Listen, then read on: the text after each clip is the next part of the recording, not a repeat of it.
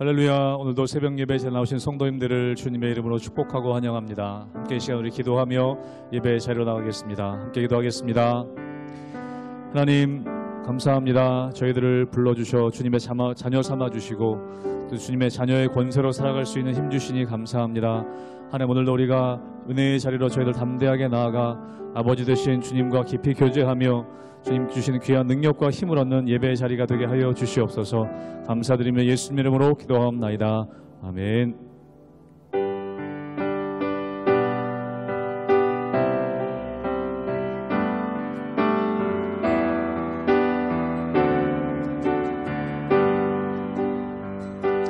나 주를 멀리 떠났다 이제 옵니다. 나 죄의 길에 시달려 주여 옵니다. 나 이제 왔으니 내 집을 찾아 주여 나를 받으사 맞아 주소서. 그 귀한 세월 보내고 이제 옵니다. 나 뉘우치는 눈물로 주여 옵니다. 나 이제 왔으니 내 집을 찾아 주여 나를 받으사 맞아 주소서. 나 죄에 매여 고달파 이제 옵니다. 주 크신 사랑 받고자 주여 옵니다. 나 이제 왔으니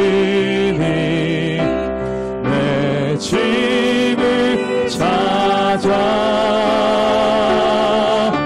주여 나를 받으사 맞아 주소서. 이 병든 마음을 고치려 이 병든 마음을 고치려 이제 옵니다. 큰 힘과 소망 바라고 주여 옵니다. 나 이제 왔으니 나 이제 왔으니 내 집을 찾아 주여 나를 받으사 맞아 주소서. 나 이제 왔으니 나 이제 왔으니 내 집을 찾아 주여 나를 받으사 맞아 주소서.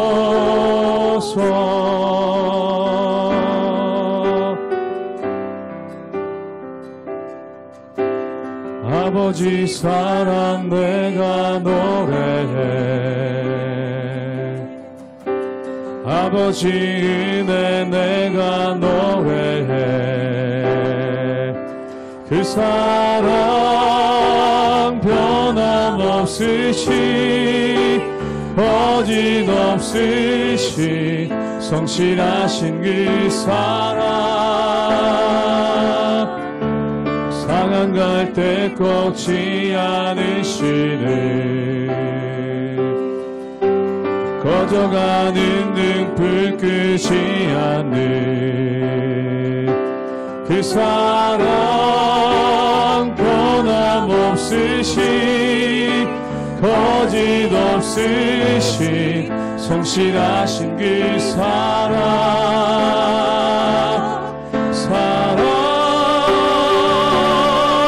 그 사랑 날 위해 죽으시 날 위해 다시 사신 예수 그리스도 아시오시 그 사랑 죽음도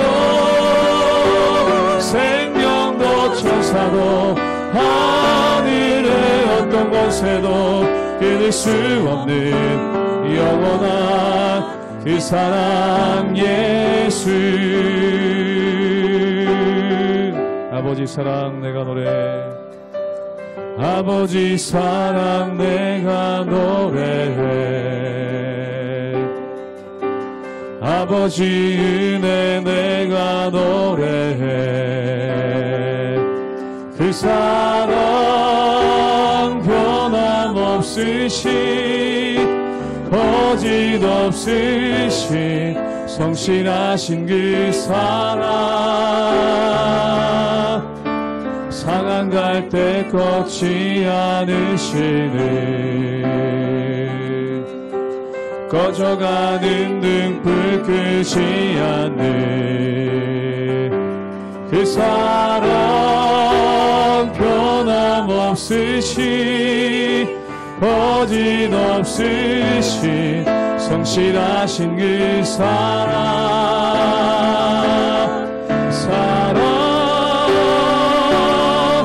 그 사랑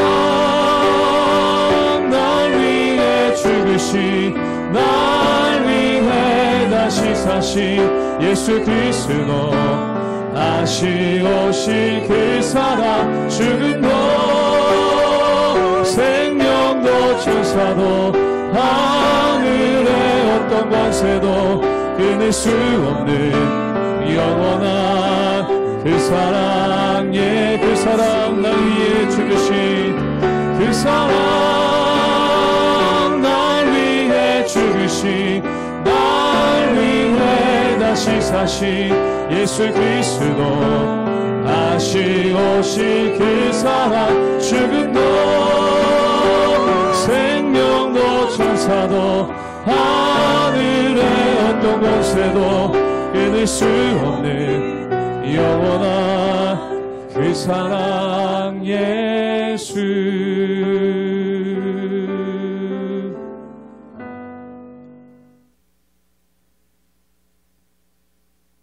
할렐루야. 하나님의 은혜와 평강이 우리 모든 성도님들의 삶 가운데 충만하게 임하길 주님의 이름으로 축복합니다.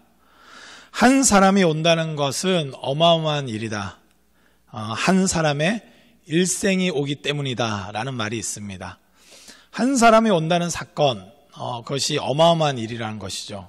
그것은 단순히 눈앞에 보이는 한 사람이 아니라 그 사람의 일생이 함께 오는 어마어마한 사건이라고 말하는 것입니다. 이것은 어떤 측면에서 한 인간의 그 풍성한 그 무게를 드러내기 위한 아주 긍정적인 표현이기도 하지만, 다른 한편으로 한번 생각해 본다면 한 사람에게 있어서 나타나는 어떤 여러 가지 모습들은 단순하게 이성적으로 판단하거나 지금의 상황만으로 이해할 수 있는 것이 아닙니다. 그것은 그 일생 가운데 난 많은 생채기와 상처와 아픔들 때문에 뭔가 이상하게 작동하기도 하기 때문입니다. 그렇기 때문에 한 사람을 살펴보는 것에 있어서 너무나 단편적으로 보기보다는 그 인생을 통해서 잘 살펴볼 필요가 있죠. 오늘 야곱의 말씀을 보면 그 야곱에게 있었던 그 많은 생채기 때문에 그런지 야곱은 두려움과 어려움 가운데 있는 것을 볼 수 있게 됩니다. 그럼에도 불구하고 그것을 극복할 수 있는 힘은 무엇입니까? 그 일생에 난 상처들만 보는 것이 아니라 그 일생을 인도하신 하나님을 붙들 때 회복될 수 있고 더 앞으로 나아갈 수 있고 용기 있게 살 수 있는 것 같습니다. 오늘 말씀을 통해서 우리도 더욱더 우리의 삶 가운데 여러 아픔이 있다 할지라도 하나님의 은혜로 말미암아 한 걸음 더 나아갈 수 있는 저와 여러분 되시길 주님의 이름으로 축복합니다. 창세기 42장 26절에서 38절까지의 말씀입니다. 그들이 곡식을 나귀에 싣고 그곳을 떠났더니 한 사람이 여관에서 나귀에게 먹이를 주려고 자루를 풀고 본즉 그 돈이 자루와 위에 있는지라. 그가 그 형제에게 말하되 내 돈을 도로 넣어도다. 보라, 자루 속에 있도다. 이에 그들이 혼이 나서 떨며 서로 돌아보며 말하되 하나님이 어찌하여 이런 일을 우리에게 행하셨는가 하고 그들이 가나안 땅에 돌아와 그들의 아버지 야곱에게 이르러 그들이 당한 일을 자세히 알리어 아뢰되 그 땅의 주인인 그 사람이 엄하게 우리에게 말씀하고 우리를 그 땅에 대한 정탐꾼으로 여기기로 우리가 그에게 이르되 우리는 확실한 자들이요 정탐꾼이 아니니이다. 우리는 한 아버지의 아들 12 형제로서 하나는 없어지고 막내는 오늘 우리 아버지와 함께 가나안 땅에 있나이다 하였더니 그 땅의 주인인 그 사람이 우리에게 이르되 내가 이같이 하여 너희가 확실한 자들임을 알리니 너희 형제 중에 하나를 내게 두고 양식을 가지고 가서 너희 집안의 굶주림을 구하고 너희 막내 아우를 내게로 데려오라. 그러면 너희가 정탐꾼이 아니요 확실한 자들임을 내가 알고 너희 형제를 너희에게 돌리리니 너희가 이 나라에서 무역하리라 하더이다 하고 각기 자루를 쏟고 본즉 각 사람의 돈뭉치가 그 자루 속에 있는지라. 그들과 그들의 아버지가 돈뭉치를 보고 다 두려워하더니 그들의 아버지 야곱이 그들에게 이르되 너희가 나에게 내 자식들을 잃게 하도다. 요셉도 없어졌고 시므온도 없어졌거늘 베냐민을 또 빼앗아 가고자 하니 이는 다 나를 해롭게 함이로다. 루벤이 그의 아버지에게 말하여 이르되 내가 그를 아버지께로 데리고 오지 아니하거든 내 두 아들을 죽이소서. 그를 내 손에 맡기소서. 내가 그를 아버지께로 데리고 돌아오리이다. 야곱이 이르되 내 아들은 너희와 함께 내려가지 못하리니 그의 형은 죽고 그만 남았음이라. 만일 너희가 가는 길에서 재난이 그에게 미치면 너희가 내 흰머리를 슬퍼하며 수월로 내려가게 함이 되리라. 오늘 말씀을 보면 야곱이 이 기근으로 말미암아 아들들을 보냈는데 시므온은 오지 않고 9명의 아들들만 돌아온 것을 보게 됩니다. 그리고 요셉이 그 모든 이 식량에 또 곡물의 값을 받지 않고 돌려보낸 것을 알고 근심하게 되죠. 그러면서 아들들은 여러 가지 설명하면서 베냐민인 같이 가야만 이제 곡식을 받을 수 있다는 것을 설명하는데 야곱의 반응을 오늘 말씀을 통해서 한번 살펴보도록 하겠습니다.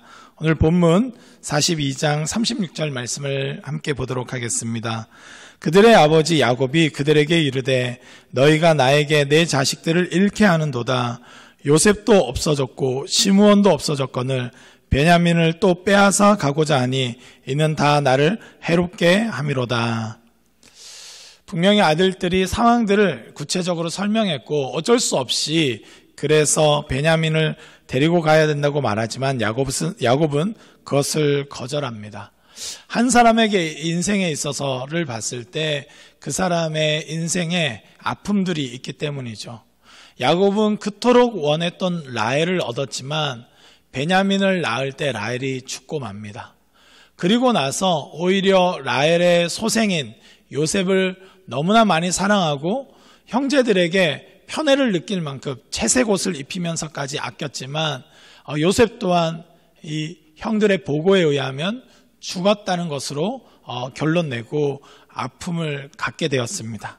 그런데 이제 시므온까지 오지 않자 그가 아무리 이성적으로 합리적으로 설명해도 받아들일 수 없는 것을 볼 수 있습니다. 우리가 이 많은 사람들을 대하고 섬길 때 보면 이 단순하게 그 사람에게 이성적으로 논리적으로 설명한다고 되지 않는 부분이 있는 것을 우리는 알 수 있습니다. 한 가정의 아픔, 한 개인의 트라우마 같은 것이 작동하면 도무지 생각할 힘도, 앞으로 나아갈 힘도, 그리고 우리 가정을 어떻게 돌봐야겠다는 계획도 서지 않는 것이죠. 야곱의 모습이 딱 그렇습니다. 요셉을 잃어버리고 이제 조금 괜찮아지나 했더니 이제 시므온도 오지 않고 베냐민까지 데리고 가야 한다니 얼마나 고통스러웠겠습니까? 이런 고통과 어려움들 가운데 여전히 극복할 수 있는 것은 하나님의 은혜를 기억하는 것인 것 같습니다. 오늘 본문에서는 야곱이 끝까지 거절하지만 내일 본문에는 하나님의 이 은혜에 대해서, 하나님을 향한 그 믿음에 대해서 다시금 선언하는 말씀들을 우리가 함께 살펴보게 될 것입니다. 그렇습니다. 단편적인 이 인생의 문제들은 합리성과 이성과 논리로 극복되는 것이 아니라 하나님이 도우셔야만 극복될 수 있음을 볼 수 있습니다. 오늘 말씀 38절 말씀 보도록 하겠습니다. 야곱이 이르되 내 아들은 너희와 함께 내려가지 못하리니 그의 형은 죽고 그만 남았음이라. 만일 너희가 가는 길에 재난이 그에게 미치면 너희가 내 흰 머리를 슬퍼하며 수월로 내려가게 함이 되리라. 아멘. 야곱은 극단적으로 거절하게 되는데 그 인생을 이해할 때 충분히 또 이해할 만합니다. 분명히 이 기근의 문제를 해결하기 위해선 야곱이 용기를 내야 되지만 쉽게 이 용기를 내기가 어렵죠. 저는 이 어머님께서 좀 일찍 돌아가셨는데 이 40대 후반에 돌아가셨습니다. 얼마 전에 저희 큰 누나가 바로 그 나이가 됐는데 뭔가 모를 그 우울감과 또 두려움이 찾아오는 것을 볼 수 있었습니다. 우리 인생에 봤을 때, 지금 봤을 때 충분히 건강하고 그것은 어머니의 일이고 딸은 딸의 일이라고 생각할 수 있지만 그 인생을 그렇게 논리적으로 합리적으로 설명할 수 없는 부분이 있습니다. 뭔가 모를 찾아오는 우울감과 어려움이 있었음에도 불구하고 누나가 그것을 극복할 수 있는 길은 하나님을 의지할 때만 가능했음을 봅니다. 야곱의 인생도 그렇습니다. 그가 살아온 세월들을 생각할 때 얼마나 많은 상처와 또 이별과 아픔이 있었습니까? 그럼에도 불구하고 사실은 그 인생을 제대로 살펴보면 하나님의 은혜가 있었습니다. 그런데 하나님의 은혜를 빼놓고 자기 인생을 해석하고 바라보면 두렵고 그 미래로 향하여 나아갈 수 있는 길이 없죠. 하나님을 그러나 바라볼 때만 용기와 힘을 얻게 되는 것을 볼 수 있습니다. 저는 우리 많은 성도님들이 우리 교회로 오는 많은 새신자들이나 또 우리가 양육하는 많은 성도들에 대해서 이 인생을 바라볼 때 이러한 눈이 있었으면 좋겠습니다. 당장에 그런 모습들이 있지만 이성적으로 논리적으로 되지 않는 부분들이 있다는 것입니다. 하나님의 은혜를 경험해야 되고 또 하나님의 은혜를 통해 자신의 인생을 해석할 수 있는 힘이 생기지 않는 한 한 발짝도 나아갈 수 없는 것이 바로 인생입니다. 우리 가운데도 이런 아픔과 고통이 있으신 분들이 있을 줄 압니다. 야곱과 같은 인생, 험악한 세월을 보내셨던 많은 분들이 있으리라 생각됩니다. 그럼에도 불구하고 우리가 또 내일을 기대하고 소망할 수 있는 것, 우리 자녀 세대에 다시금 소망을 품을 수 있는 이유는 하나님이 일하시기 때문입니다. 하나님의 섭리 가운데 반드시 하나님이 이루고자 하는 그림들을 이루실 분이라는 것을 믿는 것, 그 믿음이 우리로 하여금 일어날 수 있는 힘을 주고 나아갈 수 있는 용기를 주는 것입니다. 오늘도 그 하나님을 의지하며 나아가는 저와 여러분 되시길, 또한 우리가 섬기는 영혼들을 향해서 이성적인 논리로만 설득하는 것이 아니라 하나님의 은혜에 의탁하며 하나님의 은혜의 눈으로 다시금 인생을 바라볼 수 있도록 도울 수 있길 소망합니다. 함께 기도하시겠습니다. 하나님 아버지 감사합니다. 인생을 생각하건대 두렵고 아프고 고통스러운 순간들이 얼마나 많았는지 우리가 알기에 이제는 더 이상 한 발짝도 나아갈 수 없는 두려움을 때론 느끼곤 합니다. 그러나 모든 것을 성취하시고 모든 것 가운데 개입하셔서 그 섭리 가운데 우리를 인도하시는 하나님의 심을 알기에 다시금 용기를 얻습니다. 우리의 인생을 향해 사랑으로 다시금 또 우리를 붙드시는 하나님의 그 말씀으로 하나님 다시금 우리의 인생을 힘있게 나아갈 용기를 주시길 원합니다. 하나님만을 의지하며 믿음으로 나아가는 저희들 될 수 있도록 도와주시고 오늘 이 새벽에도 다시금 주님의 말씀을 붙들며 일어나 용기 있게 사랑하며 삶을 책임지며 담대히 도전하며 나아가는 저희들 될 수 있도록 성령님 다스려 주시옵소서. 모든 것 주님께 의탁드리옵고 예수 그리스도의 이름으로 기도드립니다. 아멘.